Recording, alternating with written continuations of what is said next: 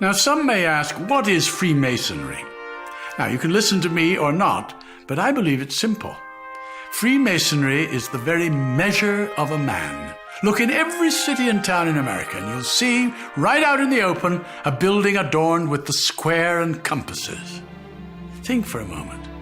Freemasonry uses the oldest tools of antiquity, those tools of measurement used by the stonemasons, like the square and the compasses, to demonstrate and pass on the great truths and wisdom of the ages. We use tools of measurement because Freemasonry believes a man's greatness can be measured, not by his wealth or fame, but by his deeds, his character, his truth, his tolerance, his charity, his trust, his friendship, his love for his fellow creatures. It's been said that human happiness comes from the smallest of improvements. So he that can effect positive change, even by a simple kindness, adds wealth to the common stock of humanity. Freemasonry therefore believes greatness can be seen in a man's positive effect in the world, and that to do good is the best way to glorify God. Where the roots of Freemasonry began, no one can say for certain. They're hidden in antiquity, and perhaps that is best, at least for me.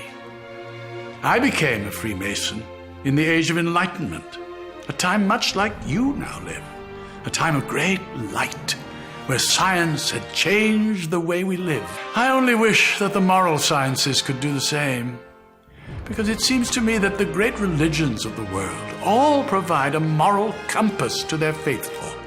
And while each man must wrestle in private with his personal relationship with God, Freemasonry offers an ecumenical brotherhood, a fraternity composed of men of all religions, founded on the practice of the great moral and social virtues. And that's why you see on our symbol the letter G. It is there to remind us that God is part of each of our lives, and that the all-seeing eye of God will take the true measurement of our action. Freemasonry has three great lights by which we measure ourselves as men and masons: the square, the compasses, and the volume of sacred law we place them upon. That sacred book, one revered by the individual mason, is where we take our oaths, lay the foundation of our lives. The square, providing direction, helps us to square our actions by the square of virtue, because virtue is the stone used to build the man and his temple. Virtue is the cement that binds our relationships, and it is by our virtues that we are measured. The compasses are the tools of our conscience. We learn by the compasses to circumscribe our desires and keep our passions within due bounds with all mankind.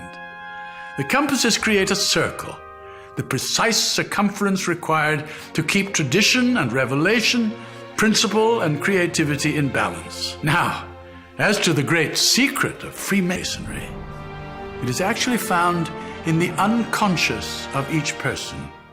It is discovered by each individual for himself, Mason or not, as he comes to know himself and finds the road that takes him to his city. Because the real secret of Freemasonry is finding out who you are.